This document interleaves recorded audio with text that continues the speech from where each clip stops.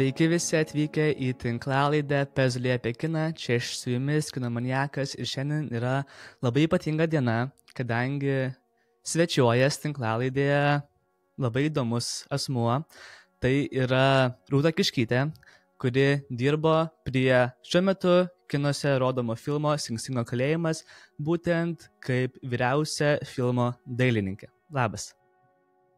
Labas, labai ačiū už kvietimą dalyvauti šitoj laidoj ir ačiū labai už dėmesį mūsų filmui. Kadangi filmas tikrai yra labai įdomus, tačiau noriu šį kartą pakalbėti ne būtent apie filmą, o tiek apie jūs, tiek apie visą kino dailę. Tai pirmas klausimas, norėčiau, kad šiek tiek papasakotume tiek apie save ir kokia buvo jūsų bendrai kelionė iki kino industrijos ir kaip tenais atsidūrėt. Gerai, galvoju, nuo ko čia pradėti, gal nuo tos kelionės, ne, į kino industriją. Tai, jeigu labai sutrumpintai, aš mokiausi dailės visą beveik savo sąmoningą gyvenimą įvairiausiais būdais. Ir studijavau kažkadaise scenografiją teatrui, kas yra iš esmės konceptualiai labai artima kino dailiai. Bet kai baigiau mokytis, niekad negalvojau, kad aš ką nors darysiu susijusio su tuo. Ir vėliau tik taip atsitiko, kad aš į tą kiną pasukau, nes aš po to dar studijavau vizualinę komunikaciją, kas yra apskritai tam tiesiog viskas, vizualus menas, gali daryti, ką nori. Tai padariau savo papuošalų liniją porą metų, tai ten labiau su mados industrija buvo susiję, bet ilgainiui mane įsiurbė filmavimai, gal nebūtinai kinas, o dirbau daugiausiai prie reklamų dailės, ar kaip čia reklamų filmavimo scenografijos. Ir taip po truputį aš tenai nukreipiau savo visas jėgas ir visą savo iš esmės laiką ir kažkokį profesinį fokusą. Tai va.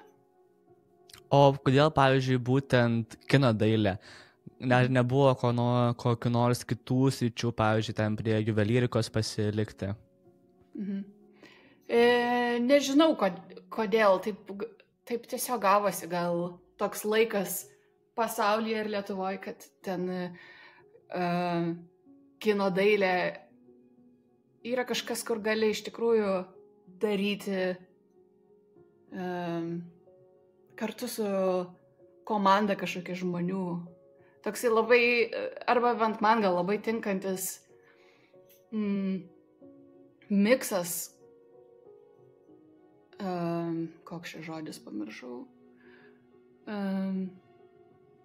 įvairiausių disciplinų miksas. Ir kad tai yra toks nuolatinis gyvas procesas, nes gal palyginus, pavyzdžiui, su kokiais papuošalais, tai ten, arba bent jau mano praktikoje, tai buvo toks iš esmės labai gal vienišas tas procesas, kur tu ten sėdi dizainini savo. Aišku, po to bendrauji su žmonėm, bet tai yra daugiau labiau, kaip lietuviškai žodis, retail, labiau tiesiog su pardavimais susiję. O kinas tai yra, ta prasme, net mažam projekte tau reikia labai daug žmonių ir jisai nuolat toks James Bondiškas, tas procesas, kad ten ir tą reikia, ir tą, ir daug kūrybos, ir daug kažkokio sprendimo, ir daug bendravimo su žmonėm. Tai negaliu pasakyti, kodėl, tiesiog taip gavosi, trumpai tariant. O pavyzdžiui, labai manau, yra gal tiek Lietuvoje, tiek bendrai visuomenėje, ta kino dailė gal nėra pilnai suprantama, ką tas dailininkas daro, ypatingai jeigu kalbame apie filmus, ne apie teatrą. Tai ką būtent daro tas vyriausias filmo dailininkas, kokias užduotis gauna, su kokiais sunkumais susidurėt? Labai geras klausimas, nes pavyzdžiui, aš kai žiūriu filmus, tai jeigu gerai ta dailė padaryta, tai aš irgi, pavyzdžiui, nejaučiu, ką čia iš vis darė tas dailininkas. Jeigu ten kažkas kaip tik išlindė ten, ar matosi, kad netikra, tada pasijaučia, kad kažkas nepadaryta. Tai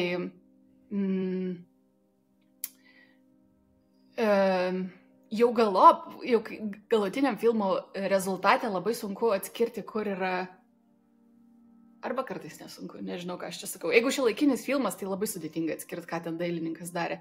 Bet jeigu įsivaizduotumėt kokį nors filmą, kaip čia, atkuriamo laikmečio arba futuristinį, tada daug aiškiau, kame tas dailininko darbas, nes viskas, kas supa aktorius ar ką liečia jie, yra kažkoksai tai dailininko sprendimas, visa ta aplinka.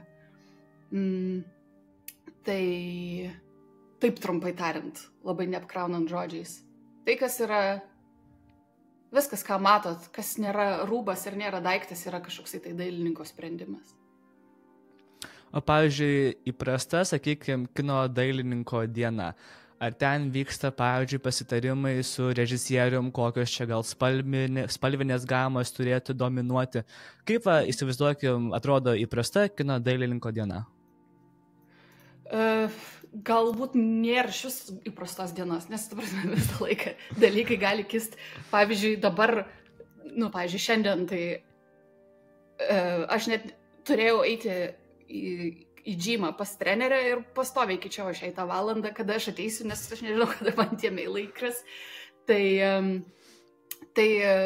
gali būti, pavyzdžiui, šiandien aš daugiau prie kompo dirbu ir skambinu ten kolegai į Barceloną, ten susiderint kažkokius tai spalvas, ar mes turėsim tą, ar neturėsim mano, bet pirmadienį aš jau būsiu aikštelė ir ten tas darbas nebebus toksai kompiuterinis ir labiau toks ėjiminis, ar kartais šliaužiat reikia, arba... Tai čia gal labai abstrakčiai noriu pasakyti, kad nėra labai panašių dienų, bet arba yra, bet jos labai tokios fazinės. Arba gali būti dienų, kai tavęs reikia 5 vietose vienu metu. Tai tada sudėtingiau būna, bet gal grįžtant, kad padėtų gal įsivaizduoti, ką tas dailininkas daro, arba kokiam santykyje jisai yra su filmu, tai ir jeigu, pavyzdžiui, tiesiog yra tik tai baltas popieriaus lapas su juodom raidėm, kad padeda režisieriui sugalvoti, kur mes būsim, koks to filmo vizualinis tonas yra ir kaip padėti vizualiai perteikti jį žiūrovui, nuo smulkiausių detalių iki didžiausių, kuo plačiausių ten. Nes tiek ir dideli dalykai padeda papasakoti istoriją, bet kinas to ypatingas, kad gali labai priartėti prie ten akies rainelės, tai lygiai taip pat gali būti šitas koks dalykėlis. Nežinau, labai svarbus, jeigu jis yra labai iš arti, tai tiek labai plataus spektro dalykai svarbus, tiek labai, labai miniatiūriniai. Noriu tada keliauti prie dabar Lietuvoje kinuose rodomo Sing Singo kalėjimo, kadangi jau tikriausiai, jeigu dar nežino žiūrovai, dalyvavote ir Oskarų ceremonijoje su komanda ir buvote būtent Sing Singo kalėjimo didžiulio, galėčiau netgi pasakyti, vyriausia filmo dailininkė. Tai šio projekto pradžia, kaip jūs pasiekė, kaip įsitraukite į šį visą darbą? Aš gal norėjau truputį pataisyti. Šiaip tas filmas, jisai yra nėra didelis. Jisai tikrai mažytis. Ta prasme, pats visas productionas savo masteliu buvo mažas, jisai gal didelis savo emocinę. Ar šiaip man jisai didelis yra, bet kaip savo sielą, bet grinai jo, iš productiono perspektyvos jisai nebuvo labai didelis. O kaip aš jame atsidūriau, aš tiesiog turėjau galimybę susitikti su režisierium, kai jis ieškojo dailininko savo filmui ir taip mes susitikom. Ir taip jie mane pasirinko. Va, kaip tik pradėjot vesti pokalbį apie pačią produkciją ir apie būtent, kadangi šitas filmas yra A24 kompanijos projektas, tai va, kai dirbate prie tokios, sakykime, mano matymu tikrai žinomos kompanijos darbo, ar yra lengviau gauti, net nežinau, gal kino detalės, kurios reikalavo didesnio finansavimo, ar yra kažkokių tokių, sakykime, lengvatų, kad gal turiu didesnį pasirinkimą, gal daugiau laiko ir kad tiesiog yra tas darbas paprastesnis, ar jis vis dėlto labai nesiskiria nuo mažesnio projekto? Tai Gal reikia pažymėti, kad A24 yra šio filmo distributorius. Tai jie atsirado jau po to, kai filmas buvo sumontuotas ir parodytas premjeroje Toronto kino festivalyje. Ir po tos premjeros keletas distributorių norėjo įsigyti filmą ir A24 būtent ir kaip čia gavo tą teisę. Mūsų režisierius savo visą komandą jos pasirinko. Tai niekas nežinojo, kad tai bus A24 filmas ar iš vis. Tai kai mes filmavom, tiesiog visi buvo labai laimingi, kad turėjo galimybę apskritai dirbti prie šito filmo ir filmuoti. Ir jisai buvo labai nedidelis palyginus. Ir kiekvienas dalykėlis buvo, ta prasme, nieks nebuvo švaistyta į kairę, į dešinę. Ir, ta prasme, dalykėliai, tai čia gal antrailiai yra. Dar svarbu, kad mūsų komanda buvo labai labai maža. Ten absoliutus skeletas, absoliutus minimumas, kiek tai galėjo būti ten. Kameros komandai buvo iš viso gal 6 žmonės. Mano departamentas buvo didžiausių momentų su ten keletų savanorių, buvo gal 7 žmonės, bet pagrindiniai buvom mes. Mažiausiai buvo aš viena, šiaip normaliai gal buvom mes 3 tik tai. Kokį čia dar pavyzdį pateikti. Ta prasme, ten ne vieno į kairę dalyko nebuvo, bet iš kitos pusės tai nebuvo sunku, net su pačiais minimaliausiais resursais, nes mūsų tų režisieriaus ir prodiuserio Grego ir Klinto ir, ta prasme, absoliučiai visų nusiteikimas buvo toks, ta prasme, kiekvieną dieną kaip išventėjau. Ir, ta prasme, kiekviena diena filmavimo buvo tokia katarsinė beveik, ten žmonės arba verkdavo, arba plodavo kasdien. Tai,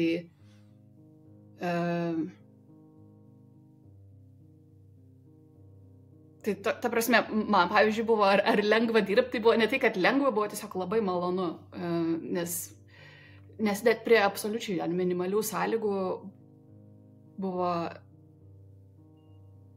labai kažkaip prasmingas ir pakiliai darbas atliktas. O pavyzdžiui, jūsų nuomonė, koks buvo būtent šio filmo sėkmės elementas, kadangi filmas buvo nominuotas 3 Oscarais ir dabar rodomas tiek Lietuvoje, tiek yra labai apibūdinamas gražiais žodžiais. Tai kaip manote, kas būtent lėmė tokios mažos komandos, bet tokį didelį filmo pasisekimą pasaulyje? Aš manau, kad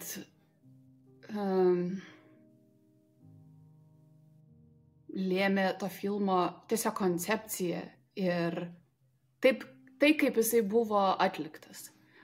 Nes gal jeigu kas nors žiūri, jeigu kas nors netyčia nematė filmo, tai istorija yra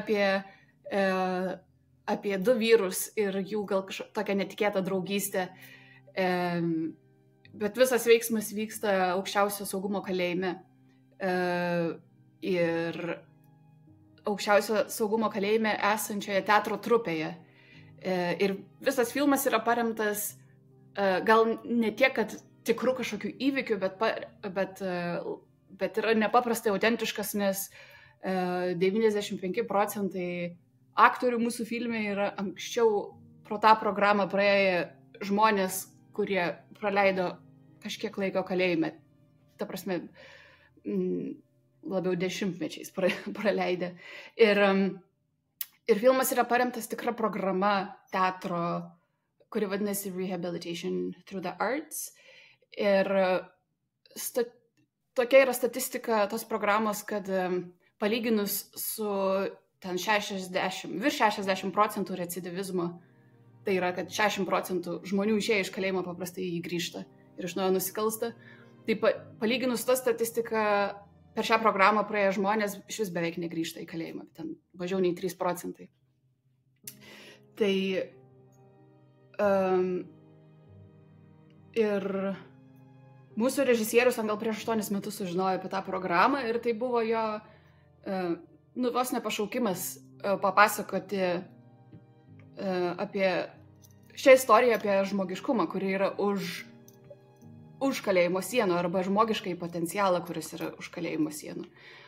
Ir manau, ta filmo sėkmė yra tame, kad tai, aš manau, jaučiasi ten kiekvienam siūlelyje, kad tai yra padaryta nuoširdžiai ir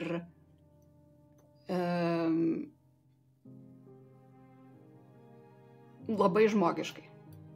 Kad tai nėra netikra. Tai man taip atrodo dėl to. Dar šalia, aišku, prisideda tai, kad ta prasme, galima padaryti labai gerą filmą, bet apie jį nieks nesužinos. Tai aš manau, kad mūsų komanda jau ir turėjo šiek tiek patirties, nes Clint Bentley, kuris yra šio filmo prodiuseris, jo filmas 22 metais, man atrodo, jo premjera buvo Sundance, jis vadinasi Jockey, ir jo aktorius tais metais Sundance laimėjo prizą už geriausią aktorių, ir praeitas Grego šio filmo režisieriaus filmas Transpaikos buvo taip pat turėjo tiek kritikų kažkokį pripažinimą, bet jie taip pat turėjo patirties jau pačioje filmų industrijoje. Ir man stebint iš šalies juos, aš matau, kad, ta prasme, jie resursų ypatingai daug neturėjo. Turėjo tiek, kiek reikia, kaip čia įgyvendinti šį filmą. Bet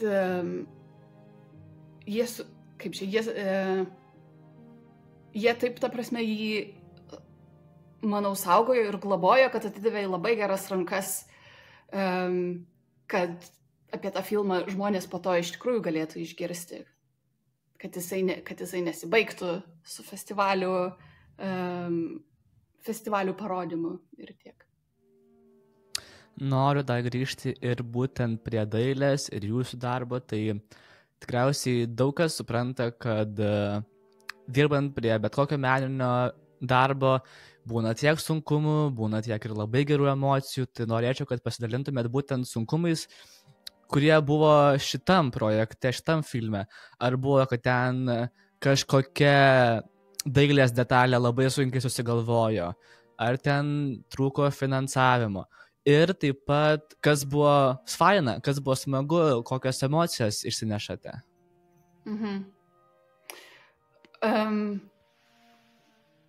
Gal iš tikrųjų, ta prasme, bet kokiam kitam projekte aš galėčiau pripasakoti, kas ten nesigavo ir kas blogai buvo, bet šitam kiekvienas nesigavimas gaudavosi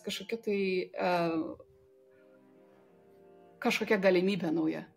Nes, kadangi, sakau, tas filmas buvo labai, kaip čia limituotų resursų, bet net neišeina apie jį taip galvoti, nes, tarkim, jeigu nerasdavom kokias lokacijas arba ko nors pritrūkdavo, tai Gregas su Clintu, kurie režisierius ir prodiuseris, ir jie kartu ir parašė šį filmą, jie sakydavo, tai gerai, jeigu mes šito negalim gauti, tai tiesiog šios aplinkybės nenori taip, kad būtų. Tiesiog mes galim, perrašyti scenarijų, galim kitą lokaciją filmuoti. O ką galim vietoj to padaryti? Tai viskas būdavo va taip išsprendžiama, kas mano patirtį yra absoliučiai unikalu. Dažniausiai reikia ten per kraują iš nosies, vis tiek ten trūks plyšką nors pasiekti. Ir iš tikrųjų kiekvienas toks, kas iš pirmo atrodo kažkoks šakės šitoj, kas nors mums nesigaus. Bet būtent, kad jie tokie nuostabus ir sako, tai nieko, mes perrašysim scenarijų. Per kiekvieną tokį žingsnį tas filmas nuo to tik geresnis tapdavo, nes tos kabutėse nesėkmės, jos, ta prasme, iš visų pusių lyzdavo. Ar galima būtų tai traktuoti kaip kažkas, kas priešinosi tam visam kūrimo procesui. Bet jų atvirumas tai aplinkai, sakau, kiekvieną iššūkį paversdavo tuom, kad tas filmas tik nuo to geresnis tapdavo. O įsimintiniausios akimirkos? Nu, sakau, tu įsimintinų akimirkų būdavo kiekvieną dieną. Labai taip pat bent mane domintų pats kūrimo procesas dailės ir tų idėjų sugalvojimas ir kaip paversti tai realybę, kadangi filme matome teatro trupę, kuri yra kalėjime ir daugam suprantama, kad jau tada jie turi minimalius resursus pagal pačią istoriją. Tai va, kaip pavyko gal tą savo mąstymą šiek tiek susiaurinti ir pagalvoti, va, kaip tie kaliniai galėjo ten sukurti, pavyzdžiui, vandenį, arba ten kaip ruošti savo spektakliams, kostiumus ir panašiai. Jo, labai geras klausimas. Tai iš tikrųjų, taip, tas metodas, kaip mes atkūrinėjom tą kalėjimo realybę, buvo labai paremtas mūsų aktorių, kurie yra kalėję. Ir visur pasaulyje yra tie kalėjimai iš vienos pusės kažkuo panašus, bet kartu ir net vien tik New Yorko valstijoje jie tarpusavį yra labai skirtingi. Ir atkuriant tą kalėjimo realybę, tai stengiausi aš kuo autentiškiau atkartoti tokia, kokia jinai buvo mūsų anksčiau kalėjusiems žmonėms. Ir nors mes negalėjom filmuoti tikrame Sing Singe, kuris pagal filmo pavadinimą, nes tai vis dar yra veikiantis kalėjimas. Ir mes filmavom taip pat New Yorko valstijoje, bet kitoj institucijoje, kuri buvo prieš mėnesį, nežinau kaip išversti teisingai, nurašyta. Jinai pasidarė nebenaudojama. Ir tai buvo mūsų viena iš pagrindinių lokacijų atkurti tą kalėjimą. Ir nors tai nebuvo tikrasis Sing Singas, bet mūsų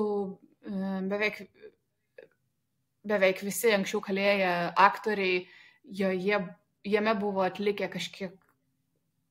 kažkiek laiko kalėjimo, nes tai buvo tokia kaip skirstomasis kalėjimas, kur pirma visus žmonės susiunčia ir iš jo išskirsto po skirtingus kalėjimus New Yorko valstijai. Tai iš vienos pusės tai, kas buvo, visa tai, kas buvo ne teatras, o kalėjimo realybė, tai, ta prasme, stengiamės atkurti kuo arčiau taip, kaip iš tikrųjų buvo, nes jūs teisus, kad ten kalėjime beveik nieko negalima turėti. Ten labai, labai, labai mažai tiek pinigų tu negali turėti iš vis, ten nelegalu turėti kešo. Atsiprašau, grinų pinigų. Negalima net kai kurių spalvų turėti. Iš vis niekame, nei rūbose, ten, nei daiktuose. Tai būtent New York'e negalima turėti juodos, mėlynos, oranžinės ir pilkos. Ir galima įsivaizduoti, kaip žmonėm kartais atrodo, kas žalia, kitam atrodo mėlyna. Tai ten irgi ten buvo pilna debatų tarp kalėjimo prižiūrėtojų taip pat. Ir filme kelis kart pasimato labai trumpai asmeninės erdvės mūsų herojų ir taip pat tiem gal kas nematė filmo, galima truputį pasakyti, kad vienas iš personažų yra neteisingai įkalintas ir jisai yra kaip čia kalėjimo teisininkas, kad jisai praleisdavo labai daug laiko kalėjimo bibliotekoje, tiek bandydamas surinkti bylą, kad save išteisintų, bet padėdavo ir kitiems kaliniams, kad jie, pavyzdžiui, gautų maisto tokio, kaip jų religija arba reikalauja, arba jų tiesiog mitybos reikalavimai, arba padėti kitiems su jų lygtinio teistumo bylomis. Ir jis taip pat rašytojas buvo. Ir jo kamera buvo tiesiog jo kaip minčių žemėlapis. Ir ten visas nusėtas jo raštais, jo planais ir taip toliau. Ir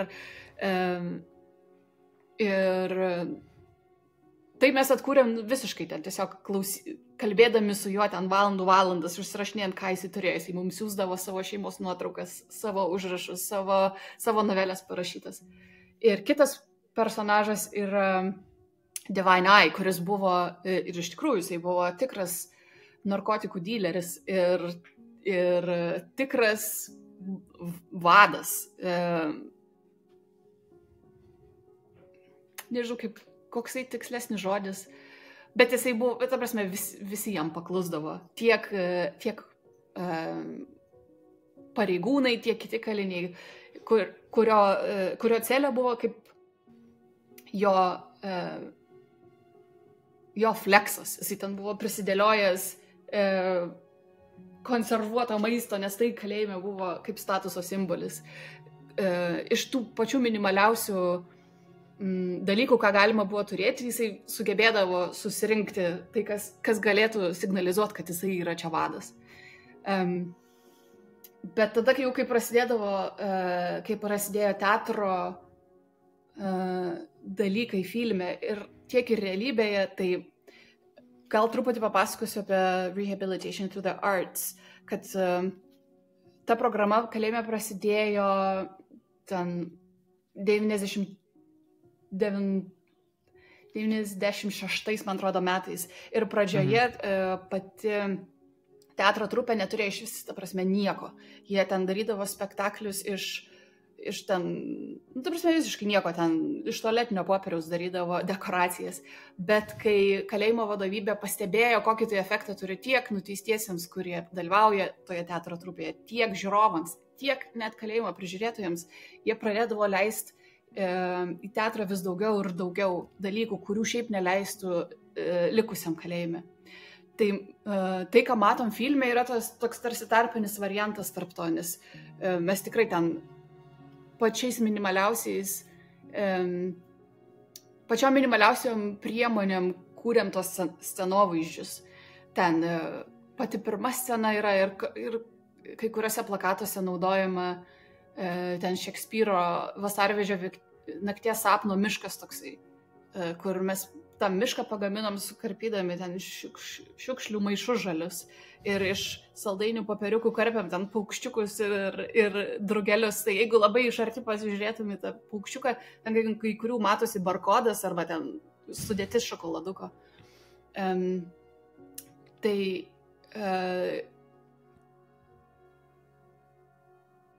Tai trumpai tariant, žodžiu, mūsų filme vaizduojamas teatras yra toks labai iš nieko, taip kaip vaikystėje, ten iš labai minimalių priemonių, labai kūrybiškai, kaip kažką įmanoma pagaminti. Užsiminėte apie vieną iš pagrindinio veikėjo kamerų. Ir kas jau matė filmą, kas dar matys, tikrai pastebės, kad jo kamera yra nusieta praktiškai daiktais, kadangi jisai ne tik yra teisininkas, tačiau rašo ir scenarijus, yra meniškos sielos, gal net galėčiau pasakyti.